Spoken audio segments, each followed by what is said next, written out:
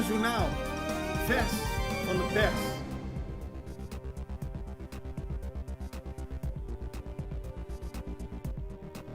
Welkom bij Extra Journaal. Fijn dat u weer kijkt. We hebben weer het belangrijkste nieuws voor u op een rij gezet. En na de reclame, zoals u gewend bent, een wat interessant interview. Maar laten we beginnen met het belangrijkste nieuws. En dat is de opening van de Extra vandaag. Volgens de Sociale Verzekeringsbank, SVB, moet er een voorstel komen voor het verhogen van de pensioengerechtigde leeftijd in 2030. Daar moet de komende jaren over gesproken worden, zegt de SVB, omdat de druk op de pensioenfondsen toeneemt. Dat betekent dat er dadelijk niet voldoende geld is als we niet iets doen aan de verhoging van de pensioengerechtigde leeftijd. Zoals bekend, enkele jaren geleden is het verhoogd van 60 naar 65 na jarenlange discussies. 2030 is nog heel ver weg, maar de komende jaren zal er verder gesproken moeten worden. Aldus de SVB om te kijken in hoeverre we door kunnen blijven gaan met het huidige pensioen en wat eraan veranderd moet worden. Protest tegen beeld Tula. De stichting, de Movimento Causa Promé, heeft gisteren laten weten dat ze het niet eens is met de plaatsing van het beeld van Tula, zoals dat in 1973 is gemaakt door Toos Hagenaars. Deze nog steeds levende kunstenares, geboren in 1932, maakte 50 jaar geleden een beeld van Tula waarop hij naakt is afgebeeld. Maar volgens Causa Promé is dat geen goede weergave van Tula. Ook het gezicht is niet zoals men Tula voorstelt. De organisatie wil nu scholieren op Curaçao een prijsvraag uitschrijven, dat scholieren op Curaçao een tekening kunnen maken van het gezicht van Tula. Daar kunnen mensen dan over stemmen en uiteindelijk moet er een veel passender standbeeld van Tula komen. Want dat er een standbeeld moet komen van deze historische slavenleider, dat is volgens Causa Promé wel duidelijk en het liefst ook op een centrale plek als het Brionplein. SOAW heeft geen vergunning afgegeven. Het was de afgelopen dagen veel in het nieuws. Al of niet het afgeven van een vergunning voor 142 mensen die namens Corendon hier werkzaamheden zouden verrichten. Hoe kan dat in een tijd van veel werkeloosheid? Nou, het ministerie van SOAW heeft gisteren laten weten dat er geen vergunning voor deze 142, vooral uit Turkije afkomstige werknemers, is afgegeven. Wel mogen ze enkele maanden hun werk hier verrichten. Het heeft allemaal te maken met de nieuwe uitbreiding van Corendon. Later zullen daar vooral lokale mensen weer gaan werken. Die moeten getraind worden. Dat komen die mensen uit het buitenland hier doen. Maar volgens de minister van SOAW, Roedmilde Laumoni Cecilia, is er niks verkeerds aan de hand. En is er geen nieuwe situatie geschapen dat zomaar mensen uit het buitenland hier kunnen werken. In dit geval is het mogelijk. In dit geval is het noodzakelijk om deze mensen op te leiden. Maar in de toekomst moet het weer anders gaan. Meer arrestaties, winkelroof. Het was een grote inbraak afgelopen maand op 27 juni in Punda. Hebben onbekenden de winkel Uptown flink leeggehaald. Ze hebben de deuren kapotgeslagen met hamers. Ze hebben heel veel spullen meegenomen. Er zijn mensen voor gearresteerd en gisteren ook weer een nieuwe arrestatie. Dat betreft een 29-jarige man die werd aangehouden ter hoogte van de pier bij de Martin Luther King Boulevard. De zaak is nog verder in onderzoek. Opnieuw import paarden uit Colombia. Lange tijd was het niet mogelijk vanwege vele restricties. Dat onder meer met ziektes te maken, maar ook vanwege de coronamaatregelen. Maar deze week waren er weer paarden geïmporteerd uit Colombia. Dat is goed nieuws volgens de lokale betrokkenen. En het heeft onder meer te maken met het feit dat dokter Van Ommen, die momenteel de baas is bij de veterinaire dienst, hier toestemming voor heeft gegeven. Kunstgras geplaatst in Sportpark. Het ziet er mooi uit op de beelden. U ziet het bij het Didi Dietz Sportpark in Terra Cora. Ligt het kunstgras er al. Het is een multifunctioneel sportcomplex. Dat is opgericht met fondsen van Didi Gregorius, de bekende honkballer, die zelf ook uit Terra Cora komt en iets voor de jeugd terug wil doen. Waar ze een plek waar ze kunnen sporten, maar bijvoorbeeld ook huiswerkbegeleiding kunnen krijgen. En het ziet er al mooi uit.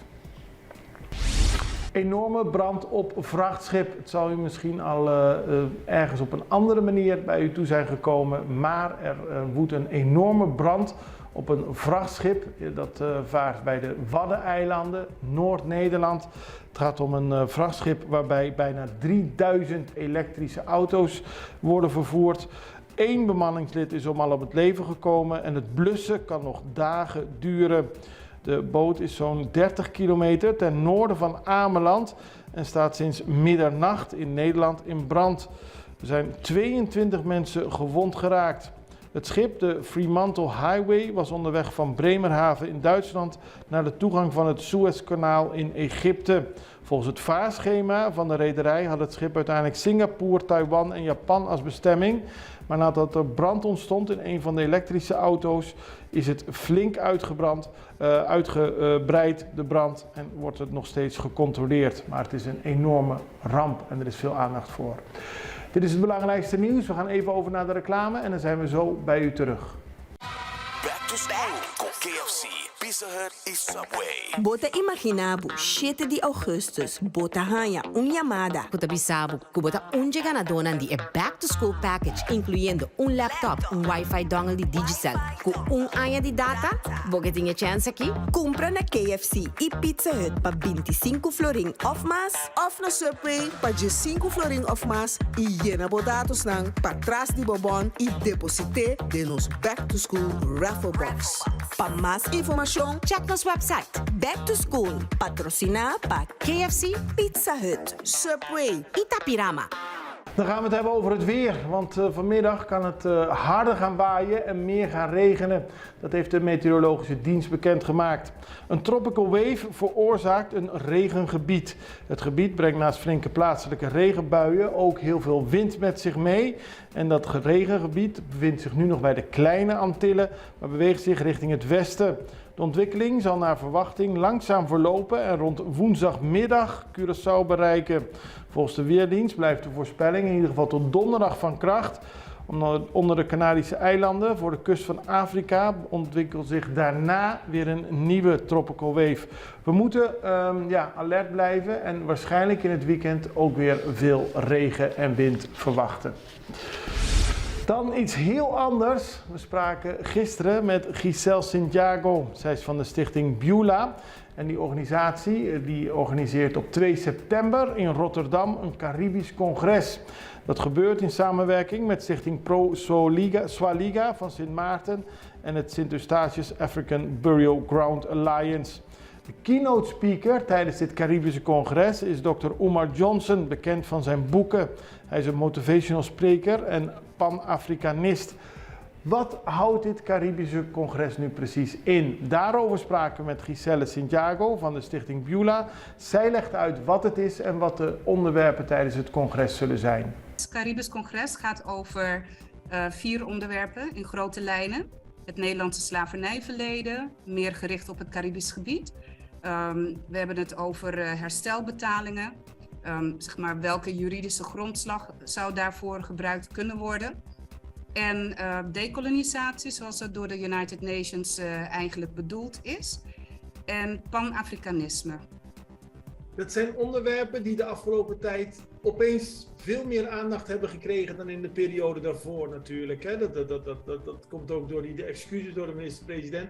Maar hier op de Antillen is er altijd al vaker aandacht voor geweest. Misschien niet zo groot, maar er is altijd aandacht geweest. Nu wordt het in Nederland gehouden. Betekent dat een beetje dat je in de hol van de leeuw over het onderwerp gaat praten of niet?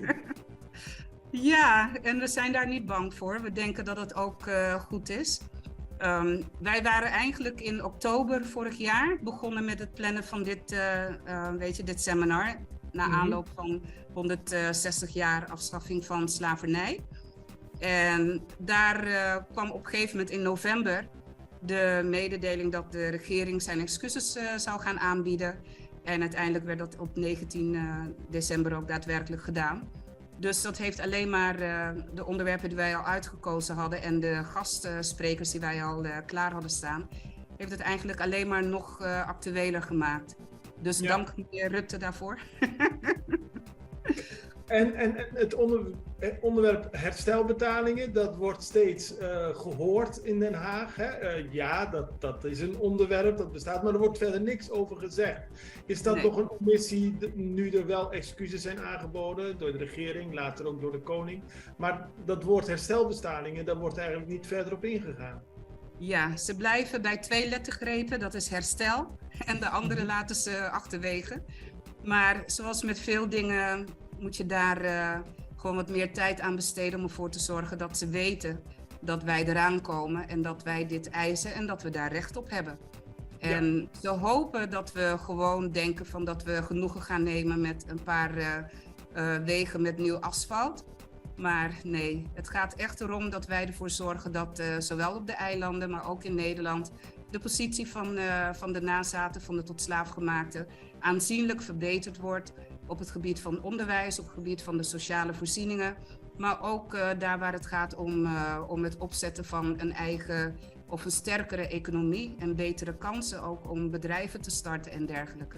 Er is steeds meer aandacht voor het slavernijverleden. Giselle Santiago kreeg eerder dit jaar publiciteit toen zij tijdens een bezoek van het koninklijk paar aan Aruba, aan de Universiteit van Aruba, opstond en een mooi lied zong, Oh Freedom, om daarmee de aandacht voor de noodzaak van een goede verwerking van het slavernijverleden te vragen. Dat kreeg aandacht omdat daarna aan haar werd gevraagd om weg te gaan van deze plechtigheid. Zij zelf blikt terug op het gebeuren en zegt niet negatief te zijn over hetgeen wat ze heeft gedaan. Hoe kijk je daarop terug? Ja, eigenlijk moet ik nu wel zeggen dat ik daar 100% prettiger bij voel. Het had enigszins vervelend geweest als de koning nog geen excuses had aangeboden op 1 juli. Dan blijf je toch dat gevoel houden. Niet dat het daadwerkelijk iets uitmaakt, maar het gaat erom dat er een gelijke behandeling moet zijn. En als de koning en de regering excuses aanbieden aan Indonesië, zoals ze gedaan hebben, de koning in 2020 op 15 maart en vervolgens de regering in 2022. Nou, gelijke monniken, gelijke kappen. Ik vind dat wij diezelfde behandeling bedienen. Dus vanuit dat standpunt was het vooral belangrijk dat de excuses van de koning kwamen. En ja, what can I say? Ik heb gewoon gelijk. Ja, daarom. En je gaat verder hiermee. En met het Caribisch Congres kan iedereen die ook in Nederland hierin geïnteresseerd is zich meer informatie over vinden. Als mensen daar naartoe willen op 2 september, hoe kunnen ze daarbij aanwezig zijn? Ja, op de website van Theater Zuidplein in Rotterdam. Daar kun je op klikken bij het event van Dr. Umar Caribisch Congres. En dan kom je uit bij onze website. Dus dan kom je uit via een e-mailadres. Dan kunnen wij jou de link geven naar Eventbrite. Maar de mensen kunnen ook rechtstreeks op internet, op Google, gewoon Dr. Umar Rotterdam invullen. Of Caribisch Congres Rotterdam invullen. En dan verschijnt de link op Eventbrite. En dan kun je gewoon rechtstreeks je kaartje kopen, die tot 1 augustus nog €10 goedkoper is. Goed om te weten, dankjewel. Doe er uw voordeel mee. Het is een Caribisch Congres in Nederland, maar voor de kijkers in Nederland is het misschien een mooie gelegenheid om meer te weten te komen over dit onderwerp. Dit was Extra Journaal. Ik vraag u die ons via Facebook bekijkt om ons te volgen, op de knop te drukken van volgen. En u die ons via YouTube bekijkt op te abonneren op Extra Journaal. Dat is goed voor u en goed voor ons. Dit was het belangrijkste nieuws. Tot morgen. Tot ziens. Dag.